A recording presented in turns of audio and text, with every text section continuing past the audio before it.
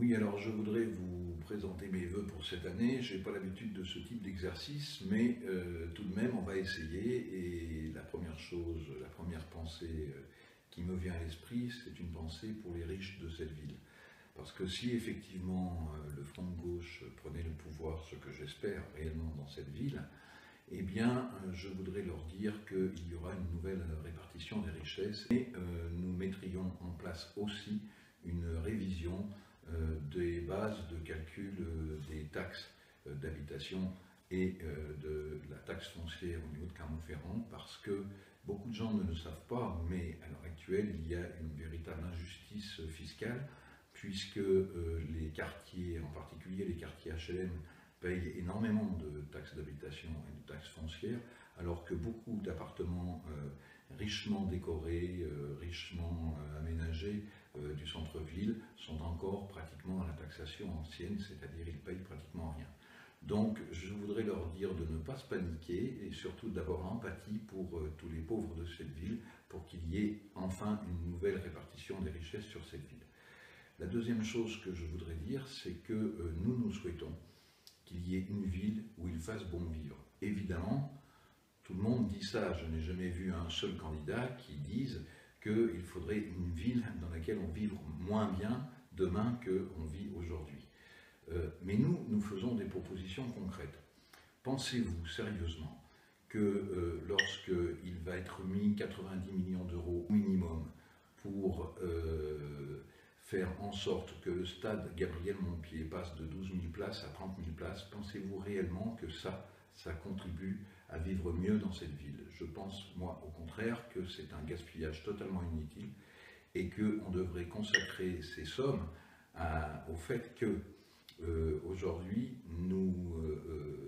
mettions en place un grand plan de réhabilitation des HLM, un grand plan pour l'habitat social,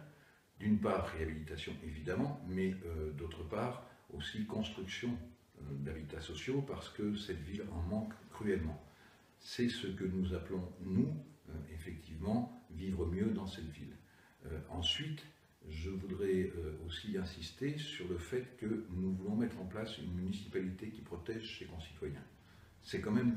paradoxal de mettre en place une municipalité qui protège ses concitoyens sous un régime où finalement le Parti socialiste domine totalement la société et que c'est l'État lui-même qui devrait protéger les concitoyens alors qu'aujourd'hui il les assomme.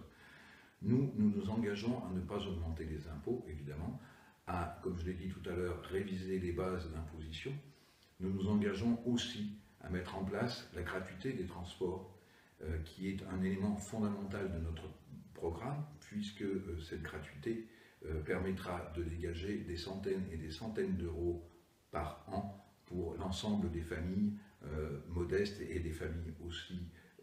moyennes de la ville qui aujourd'hui doivent payer ces transports publics.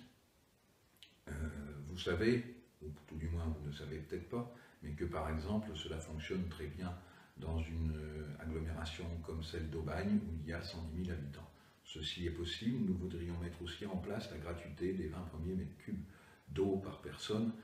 parce que c'est un élément fondamental de la vie de chacun d'entre nous. Oui, alors une ville dans laquelle nous vivons mieux,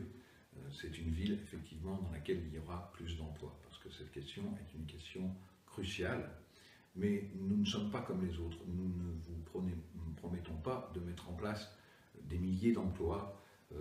mais nous pensons quant à nous que nous sommes extrêmement concrets, puisque nous, dans le cadre de la révision du budget en particulier, il faudra consacrer plus d'argent pour le budget de fonctionnement, c'est-à-dire les services publics, pour les associations, mais aussi pour apporter de l'aide aux gens les plus modestes de Clermont-Ferrand. Dans ce cadre, nous pensons que nous pouvons créer un certain nombre d'emplois, puisqu'il manque aujourd'hui beaucoup d'emplois municipaux pour faire en sorte que cette ville soit propre, bien entretenue, que les espaces verts soient bien entretenus, et que donc dans ce cadre-là, oui, au contraire d'un certain nombre de personnes qui prétendent,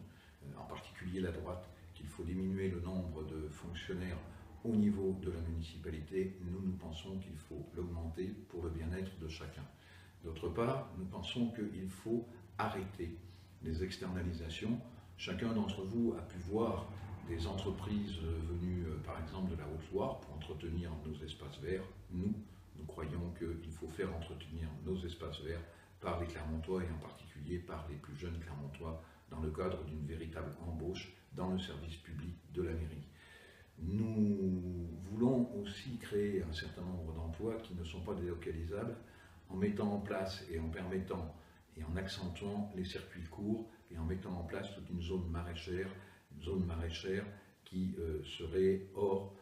évidemment de l'emprise des pesticides et autres empoisonneurs publics. Bien, je ne vais pas être plus long parce que je vous invite à venir sur le site de la gauche anticapitaliste et le site aussi de la liste du Front de gauche pour prendre connaissance de l'ensemble de nos propositions pour cette ville. En attendant, je vous souhaite à tous une bonne année.